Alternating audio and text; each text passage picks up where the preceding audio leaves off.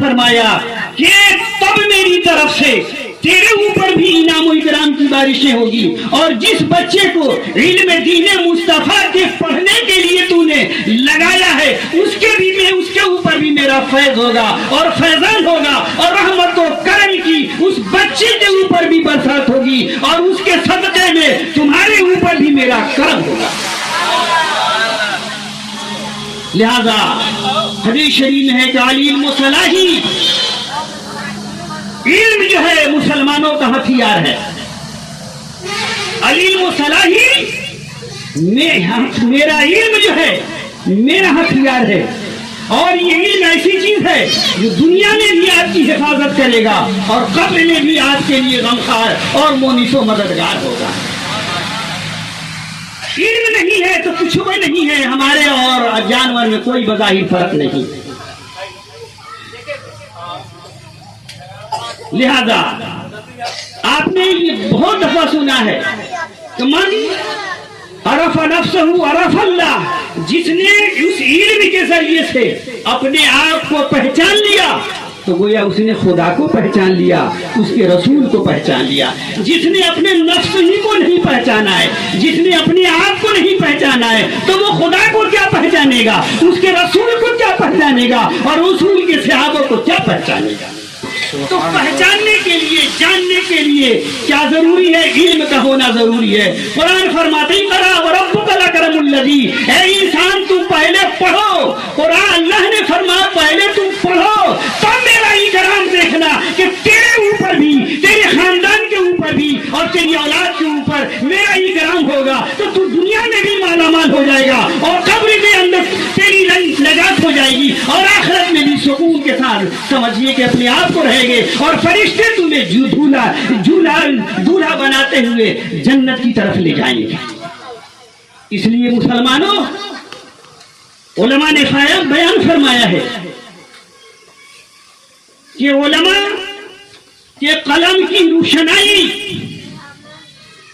ترازو کے ایک پلڑے میں رکھ دیا جائے، جس روشنائی کے ذریعے سے اللہ کی حمد اور اللہ کے رسول کی تعریف و توصیف اس روشنائی کے ذریعے سے بیان کی گئی اور لکھی گئی، اور جس رسول کی آمد کی خوشی میں اس کی تعریف و توصیف سننے کے لیے، اس کی ذکر منا رہے ہیں، اس کی عظمت کو سننے کے لیے، اللہ کے رسول کی اسوہ حسنہ کو جاننے کے لیے، اللہ کے نبی کی سیرت طیبہ کو سن کر کے اس پر عمل کرنے کے لیے آپ نے یہ سجایا ہے، بسایا ہے، منایا ہے، اور اس میں آپ شریک ہوئے ہیں۔ لہذا اللہ کے نبی فرماتے ہیں کہ قیامت کے دن علماء کے قلم کی روشنائی جو اللہ اس کے رسول کی شان میں لکھی گئی ہے، اس کو ترازو کے ایک پلڑے میں رکھ دیا جائے، اور شہید جو اللہ کی رضا کے لیے،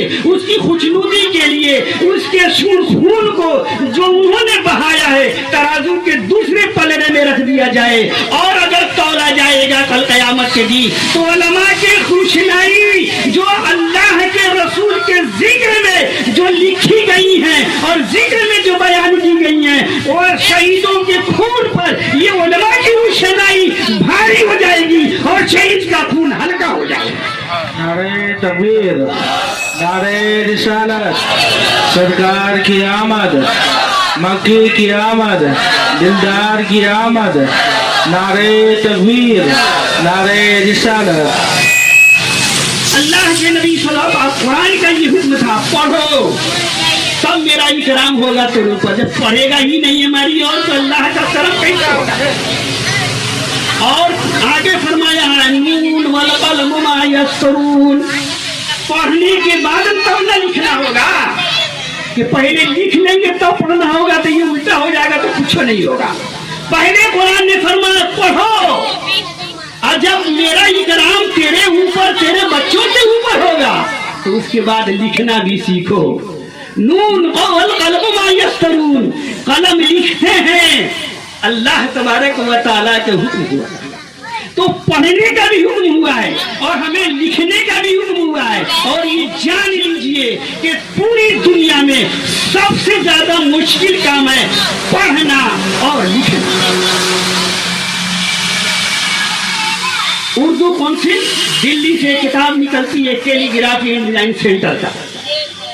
اس میں لکھا ہے کہ دنیا کا سب سے مشکل کام لکھنا ہے. لکھا ہے کہ کیلی گرافی اینڈ ڈیزائن سینٹر جو ہے جو چکیا مدرسہ میں بھی چلتا ہے, لکھنے کا وہ حکم ہے کہ لکھنا بہت بڑی مشکل کام ہے. یہ نہیں جو بچوں کو قلم کاغذ دھرا دیے الٹا سیدھا, اس کا نام لکھنا نہیں ہے, اس کو لکھنا نہیں بولتے ہیں. الف سے یہ تک لکھنے کے لیے صحیح معنوں میں کم سے کم بہت تیز ترار لڑکا ہوگا تو شاید اس کو 6 مہینے میں شاید کہیں ہو جائے. سمجھ میں آ گئی؟ نہیں معلوم ہے آپ لوگ اسی سے دور ہیں اس سے.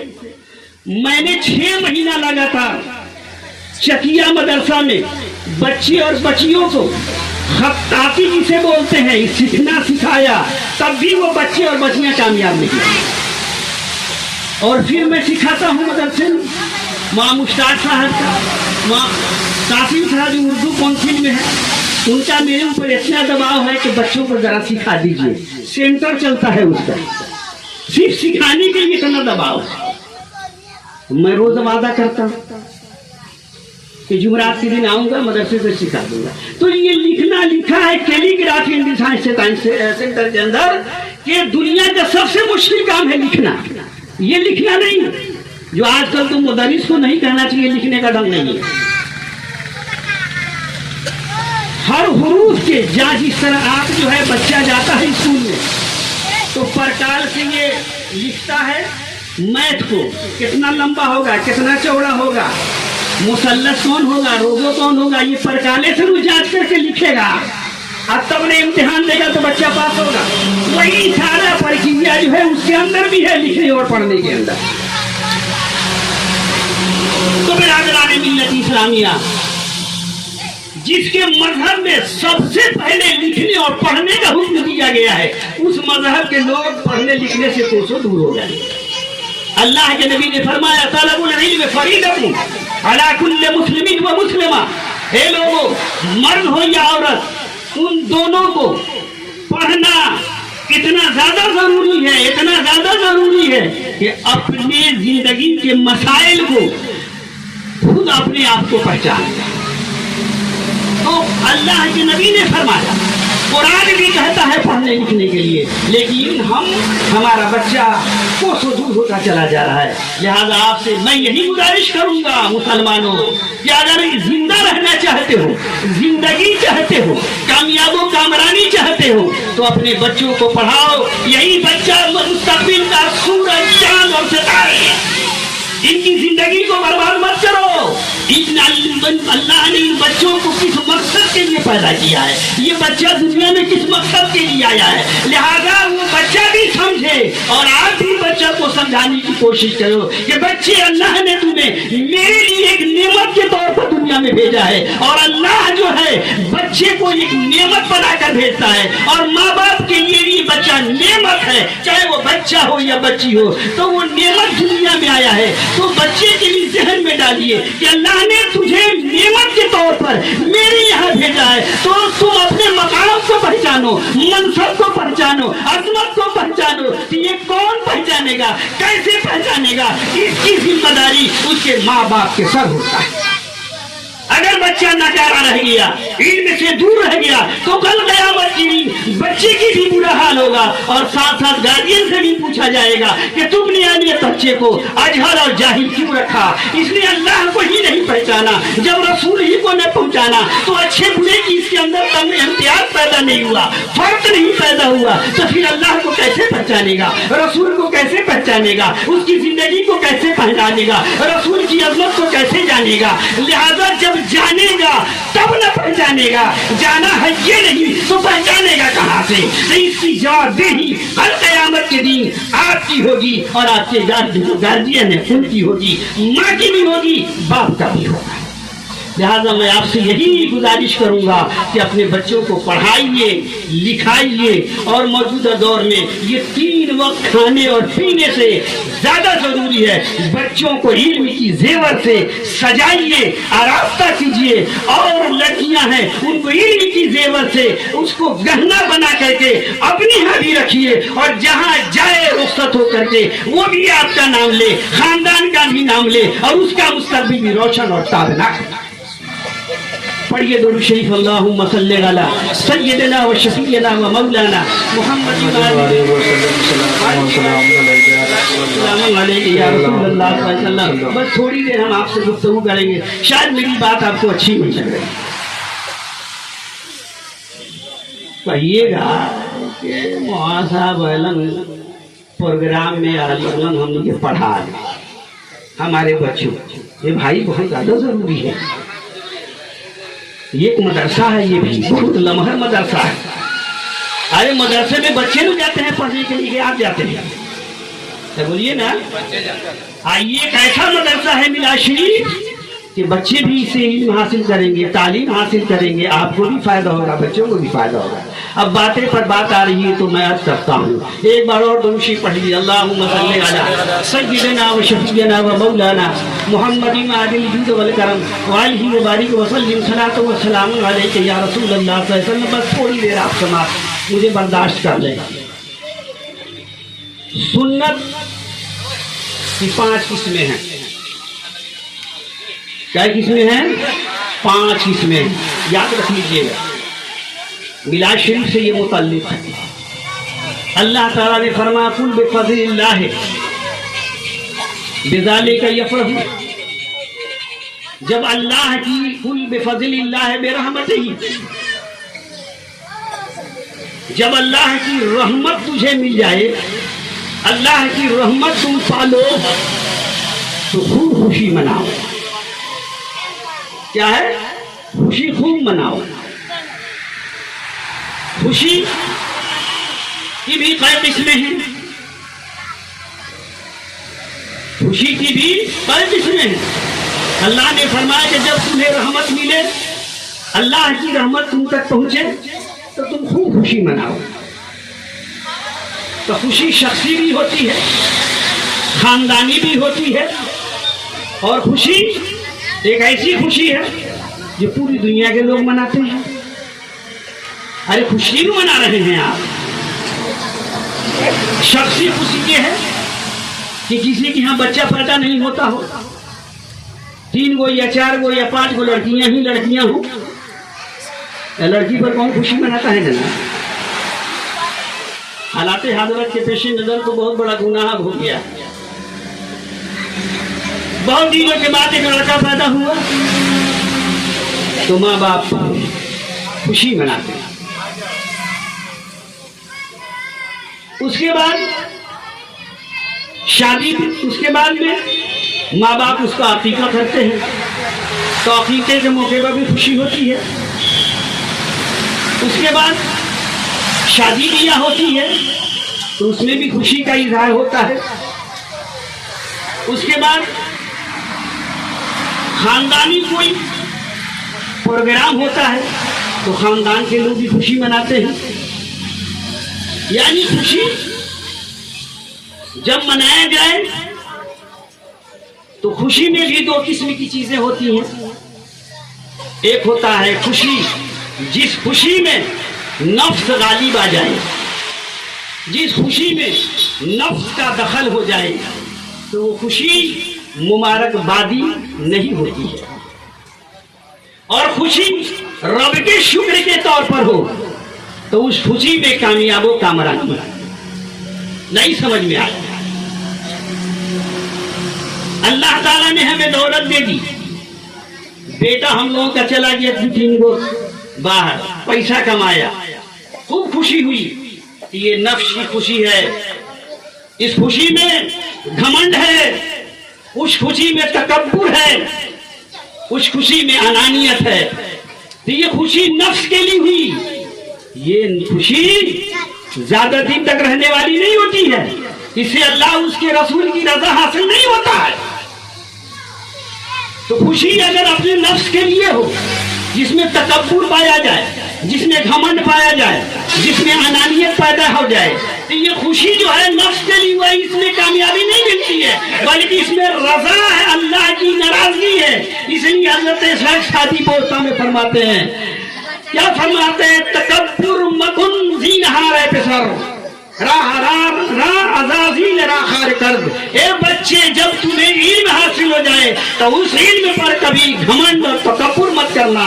تھوڑی سی تکبر جو کیا شیطان نے تو اس کو ہمیشہ کے لیے گردن میں لعنت کا توق بنا ڈال کر کے مراد درگاہ کر دیا۔ لہذا اگر دولت ہو جائے، مال و دولت تمہیں مل جائے، اولاد ہو جائے، تو اس اولاد کے پیدا ہونے پر، مال و دولت کے پیدا ہونے پر، مال و دولت کی آ جانے پر، لہذا ایسی نفس کے لیے خوشی مت کرنا۔ یہ خوشی نہ اللہ کو پسند ہے، نہ ذکر رفیع جس محبوب کے ذکر میں آپ بیٹھے ہیں وہ خوشی اس کو بھی پسند ہے۔ اور ایک ہوتی ہے خوشی رب کے شکر ہے۔ جب رب کے شکر بجا لانے کے لیے جب خوشی ہوتی ہے تو بندہ تکبر نہیں کرتا ہے، بلکہ اس کی پیشانی خدا کی بارگاہ میں جھکتی ہے اور جھکا کر کہتا ہے سبحان ربی الاعلیٰ، سبحان ربی الاعلیٰ، سبحان ربی العظیم، سبحان ربی العظیم۔ جب رب کی شکر کرنے کے لیے بندہ جب ہاتھ باندھتا ہے تو کہتا ہے وحدہ لا شریک، تو نے یہ منصب، یہ مرتبہ، یہ علم جو ہے عطا کیا ہے تیرے فضل سے، تیرے کرم سے، تیری رحمت سے یہ مجھے عطا ہے، میں تیری بارگاہ میں اپنی پیشانی کو جھکاتا ہے۔ لہذا بندہ جھک جاتا ہے خدا کی بارگاہ میں اور کہتا ہے رب سبحان ربی الاعلیٰ، سبحان ربی الاعلیٰ۔ اللہ تیرا شکر ہم بجا لاتے ہیں جو تو بہت ہی بلند والا ہے، تو بہت ہی عظمت والا ہے، تیری کبریائی بہت بلند والا ہے، تو رحمان ہے، تو رحیم ہے، تو نے میرے اوپر فضل فرمایا ہے، یہ منصب، یہ مرتبہ مجھے ملا ہے۔ خوشی دو طرح کی ہو گئی، اسی طرح سنتیں۔ ٹائم کم ختم کروں؟ بولیے نا بھائی، پیچھے تھوڑا سا اور۔ 5 قسم کی ہوتی ہیں مثال کے طور پر۔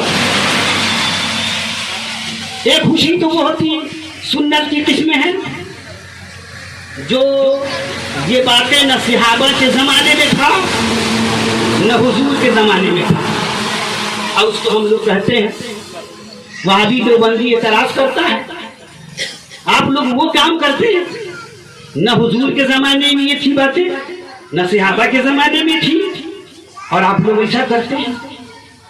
اعتراض صحیح ہے اس کا، سمجھ میں آ گئی؟ اعتراض صحیح ہے۔ جیسے ہم لوگ ابھی کر رہے ہیں، گاڑی پر باندھ لیتے ہیں مائیں۔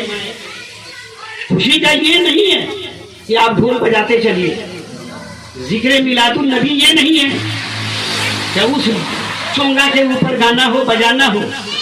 آپ سمجھیے کہ محرم میں جس طرح دوڑتے ہیں،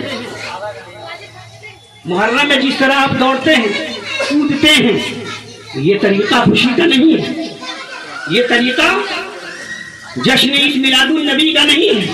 بڑے پوست اور افسوس ہوتا ہے مجھے، میرے یہاں بھی ہر سال 12 ربیع الاول کا جلوس خوب بڑی شان و شوکت سے گھومتا ہے، اور اس دفعہ بھی لگ بھگ 15 سے 20 اسکارپیو جو ہے باندھا گیا ہے، 20 سے 25 موٹر سائیکل کا انتظام ہے۔ لیکن کیا ہے، سب کچھ ہے، لیکن اس پر چونگا بندھا ہوا ہے اور اس میں دیگ بھی بنا ہوا ہے۔ چلے گا آگے تو اس میں ڈھپ ڈھپ کی آوازیں بھی آئیں گی، اور کبھی کبھی اس میں کچھ جو ہے باتیں ایسی بھی اس میں بجنے لگیں گے جو اللہ اس کے رسول صلی اللہ علیہ وسلم کی اس میں رضا نہیں ہے، ہم نے چھوڑ دیا اور چل دیا۔ اب پوچھئے، ہمارے شاعر صاحب ہیں، میری سرپرستی میں کل جلسہ ہوا تھا، ہم چھوڑ کر کے چلے آئے، اور آج بھی پروگرام ہے، لیکن کہا کہ نہیں، اس میں رضا نہیں ہے رب کی۔ جو طریقہ جو ہم نے اپنا رکھا ہے، مسلمانوں پرہیز کرو اس سے، خوشی کا یہ طریقہ نہیں ہے۔ تو میں یہ کہہ رہا تھا کہ سنتیں ہیں جو صحابہ کے زمانے میں نہیں تھا، اللہ کے رسول کے زمانے میں نہیں تھا، اور اس خوشی کو ہم مناتے ہیں۔ اور کرتے ہیں.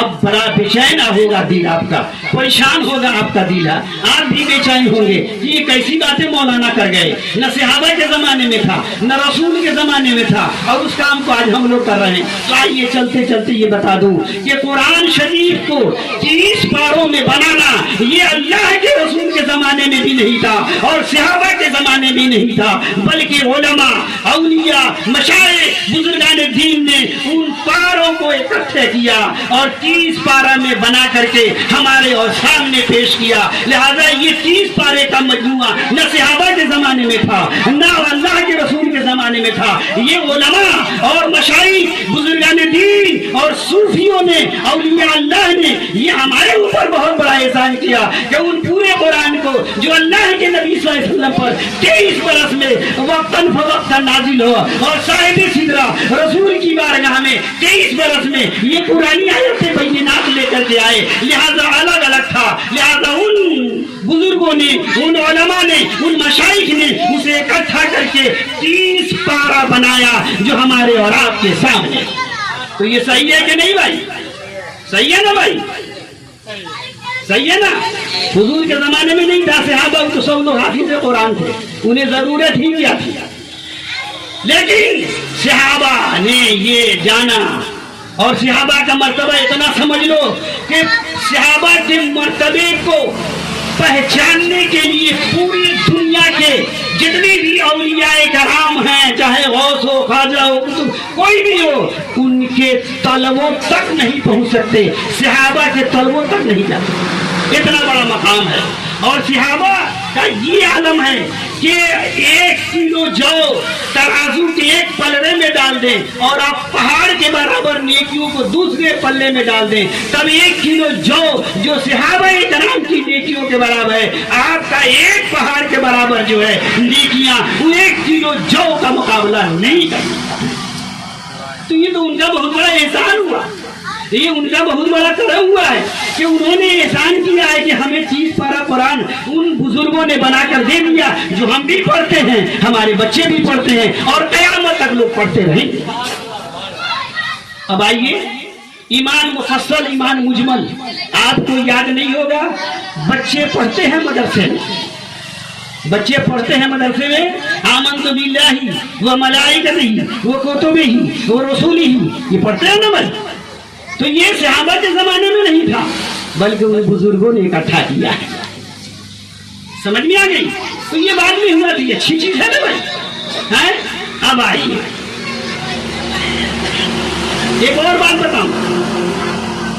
حضور کے زمانے میں تو نہیں تھی یہ باتیں, لیکن صحابہ کے زمانے میں اس کو رائج کیا ہے.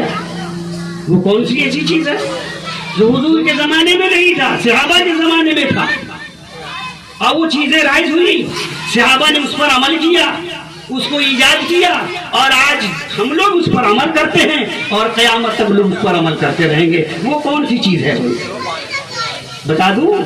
وقت زیادہ ہو چکا ہے, بتا دیں. وہ ہے, کیا ہے؟ تراویح کی 20 رکعتیں.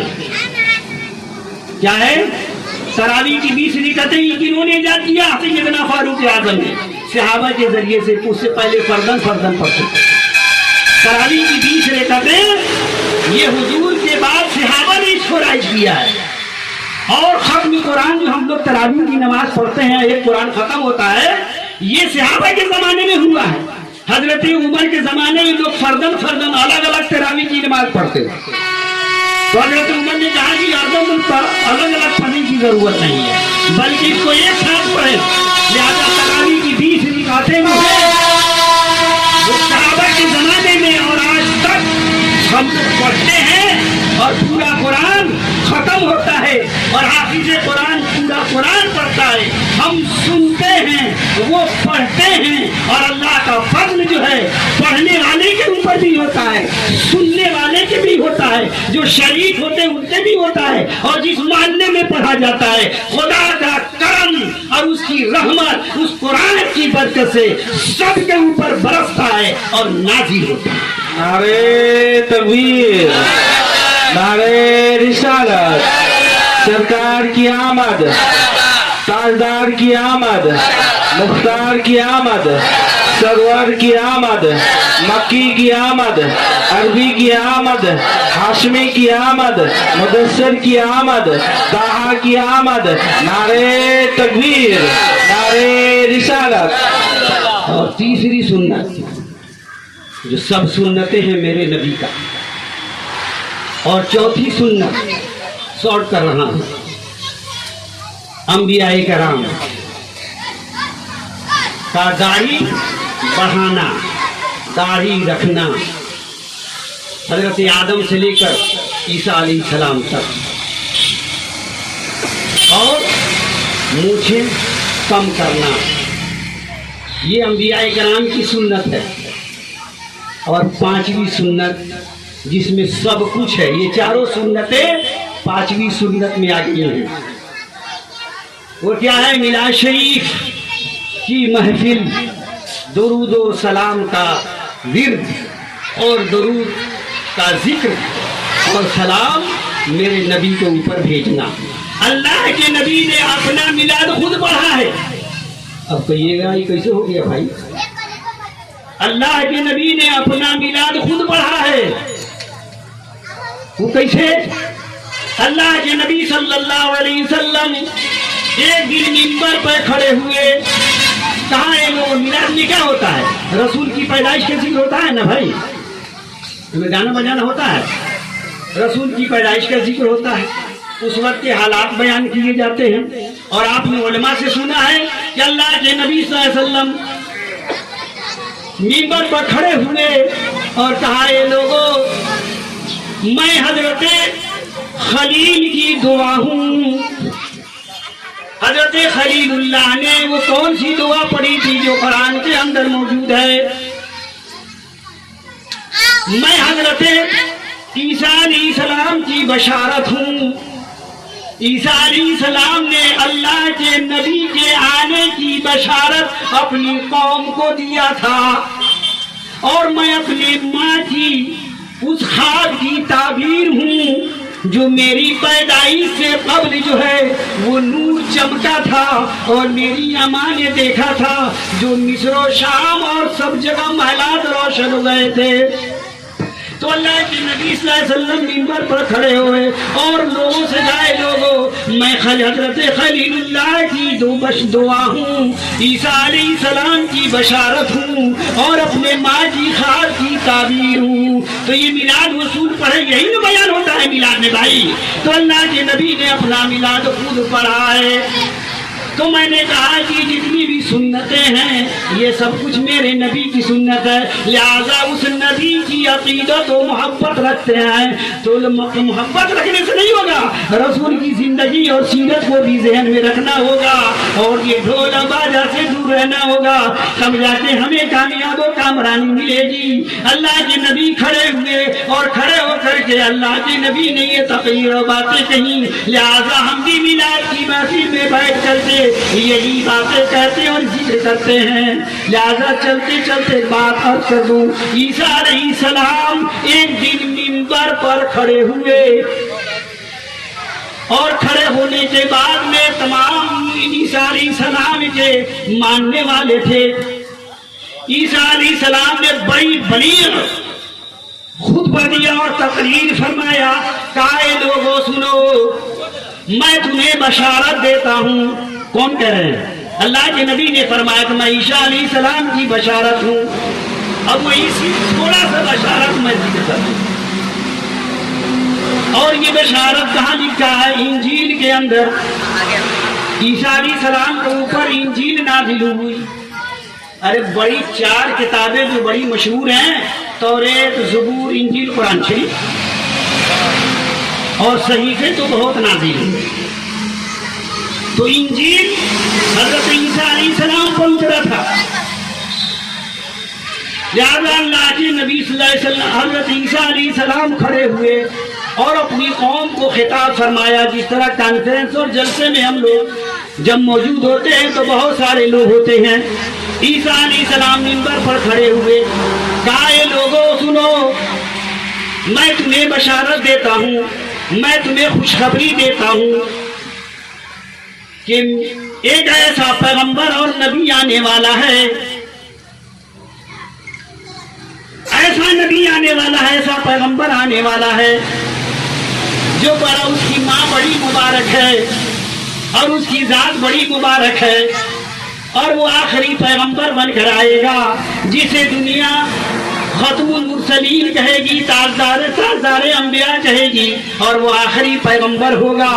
لہذا یہ لوگوں بہت ہی عظمت کا مالک ہوگا۔ تو اس میں سے ایک بڑھیا جو تھی وہ کھڑی ہو گئی، کہا اے میرے پیغمبر، اے عیسیٰ روح اللہ، ارے آپ بھی تو بڑے مبارک ہیں اور آپ کی ماں بھی تو بڑی مبارک ہے، لہذا آپ کی ماں مریم بھی تو بڑی مبارک ہے، اور وہ گود جس گود میں آپ کھیلے ہیں وہ گود بھی تو مریم کی بڑی مبارک ہے، اور آپ ایسے پیغمبر ہیں کہ صرف نظر ڈال دیں تو کوڑی زندہ ہے، کوڑی ٹھیک ہو جائے، مٹی لائیں اور پرندہ بنا دے، پھونک دیں تو وہ اڑ کر کے بھاگنا شروع کر دے، مردے کو زندہ کر دیں آپ، تو آپ بھی تو بڑی مبارک ہیں، آپ کی ماں بھی بڑی مبارک ہے، اور جس گود میں آپ مریم کے کھیلی ہیں وہ گود بھی بڑی مبارک ہے۔ تو اللہ کے نبی نے فرمایا کہ ٹھیک ہے، میری ماں بڑی مریم بڑی مبارک ہے اور گود بھی جس میں میں کھیلا وہ بھی مبارک ہے، لیکن اس پیغمبر کے مقابلے میں بہت تھوڑا ہوں۔ وہ آخری پیغمبر دنیا کے اندر آئے گا جس کے لیے سب کچھ بنا ہے، اور دنیا میں جتنے پیغمبر آئے ہیں وہ سارے پیغمبر انہی کے صدقے میں آئے ہیں، لہذا ان کا مرتبہ بہت ہی بلند و بالا ہوگا۔ وہ تاجدار حرم ہوں گے، تاجدار انبیاء ہوں گے، ابرار الانبیاء ہوں گے، ختم المرسلین ہوں گے، لہذا میں وہ نہیں ہوں جو تم سمجھ رہے ہو، اسی لیے تو میں نے تمہیں اکٹھا کیا ہے کہ وہ پیغمبر لہذا بعد میں آئے گا، مجھ سے بعد میں آنے والا ہے۔ تو سن لو، حضرت عیسیٰ علیہ السلام نے فرمایا کہ وہ ماں حضرت آمنہ میری ماں مریم سے زیادہ مبارک ہے۔ نعرے تکبیر، نعرے رسالت، سرکار کی آمد، دلدار کی آمد، مختار کی آمد، حضور کی آمد، جشن عید میلاد النبی، جشن عید میلاد النبی، ماہ ربیع الاول نور، ماہ ربیع النور، نعرے تکبیر، نعرے رسالت۔ تو عیسیٰ علیہ السلام سے کھڑے ہو کر ایک آدمی بوڑھا تھا، کھڑا ہو گیا، کہا کہ عیسیٰ علیہ السلام لگتا ہے کہ آپ ہی آخری پیغمبر ہیں، آپ آخری نبی ہیں، یہ ساری خصوصیات تو آپ کے اندر پائی جا رہی ہے۔ عیسیٰ علیہ السلام نے کہا ایسی بات نہیں ہے، میں وہ نہیں ہوں جو تم سمجھ رہے ہو، اسی لیے تو تم کو جمع کیا ہے اور تمہیں خوشخبری اور بشارت دے رہا ہوں کہ وہ آخری پیغمبر آنے والا ہے جس کے ماں کے گود بھی میری ماں سے زیادہ مبارک ہے، اس لیے کہ وہ ختم الانبیاء ہے، وہ تاجدار انبیاء ہے، تاجدار المرسلین ہے، تو جو ختم المرسلین ہوگا، جو سارے نبیوں کا سردار ہوگا، جو سارے نبیوں سے افضل ہوگا، تو وہ افضل نبی جس ماں کے گود میں آئے گا وہ ماں بھی افضل ہوگی، وہ پیغمبر بھی افضل ہوگا۔ اس کے بعد وہ کہتے ہیں عیسیٰ علیہ السلام کہ تم کہتے ہو کہ جس ماں کے گود میں کھیلے ہو وہ گود بھی مبارک ہے، تو افضل المرسلین جو سارے نبیوں سے افضل ہے، وہ افضل المرسلین ماں کے گود میں کھیلے ہوں گے، تو آمنہ کی وہ گود بھی ساری دنیا کی ماں سے افضل اور بہتر ہے۔ تو برادران ملت اسلامیہ، میلاد ایک ایسی چیز ہے جو ساری سنتیں اور ساری چیزیں جس میں انبیاء کی بشارت ہے، خلیل علیہ السلام کی دعا ہے، عیسیٰ علیہ السلام کی بشارت ہے، اور ساری سنتیں اس کے اندر جامع ہیں۔ میلاد شریف کی محفل ہوتی ہے تو قرآن کا ذکر ہوتا ہے، اس کے بعد میں جو ہے صحابہ کا ذکر ہوتا ہے، انبیاء کرام کے ذکر ہوتے ہوتے ہیں، ان کے اوصاف حمیدہ بیان کیے جاتے ہیں، ان کے اخلاق حسنہ بیان کیے جاتے ہیں، اور جس رب نبی کی یاد میں اور اس کی خوشی میں آپ بیٹھے ہوئے ہیں اس نبی کی عظمت کا بھی تذکرہ ہوتا ہے۔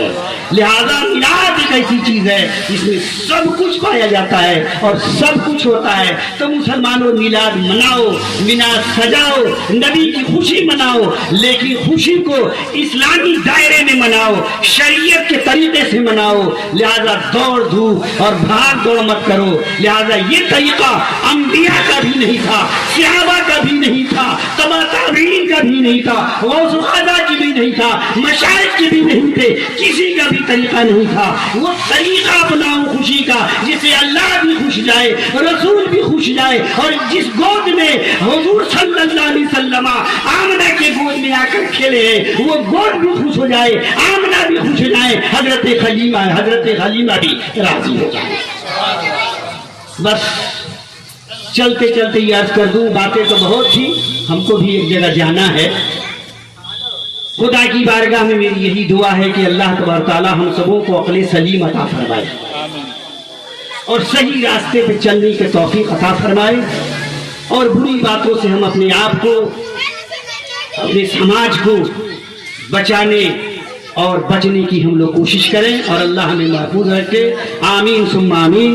وآخر دعوانا الحمدللہ رب العالمین۔ وہ ہر عالم کی رحمت ہے، کسی عالم میں رہ جاتے یہ ان کی مہربانی ہے کہ یہ عالم پسند آیا، یہ ان کی مہربانی ہے کہ یہ عالم پسند آیا۔ اعلیٰ حضرت فرماتے ہیں فرش والے تیری شوکت کا علو کیا جانے، اے دنیا والوں تم میرے نبی کی عظمت کو کیا جانے، میرے نبی کی عظمت کو تم کیا جانا ہے، تمہارے پاس وہ ہے ہی نہیں، تم کیا جانا۔ اللہ فرماتا ہے وَرَفَعْنَا لَكَ ذِكْرَكَ، ہم نے تیرے ذکر کو بلند کیا۔ تو جس کا ذکر کو خود وحدہ لا شریک بلند کرے، اور جو آدمی بلند خود اپنے آپ کو، ہم کیا جانیں۔ اعلیٰ حضرت فرماتے ہیں فرش والے تیری شوکت کا علو کیا جانے، خوش ہوا عرش پہ اڑتا ہے پھریرا تیرا۔ ارے تم دنیا میں جھنڈا پھرا کر کے اب نبی کی عظمت کو کیا سمجھو گے؟ ارے نبی کی عظمت کا جھنڈا تو عرش اعظم پر پھہرا ہے۔ اللہ تعالیٰ اسی جھنڈے کے صدقے میں ہم سبوں کو سلامت رکھے، ہمارا ایمان بھی سلامت رہے، ہم بھی سلامت رہے، بال بچے بھی سلامت رہے۔ یہی خدا کی بارگاہ میں میری دعا ہے، اللہ تعالیٰ اپنے فضل سے قبول اور مقبول فرمائے۔ آمین ثم آمین۔ وآخر دعوانا الحمدللہ رب العالمین۔ السلام علیکم ورحمۃ اللہ وبرکاتہ۔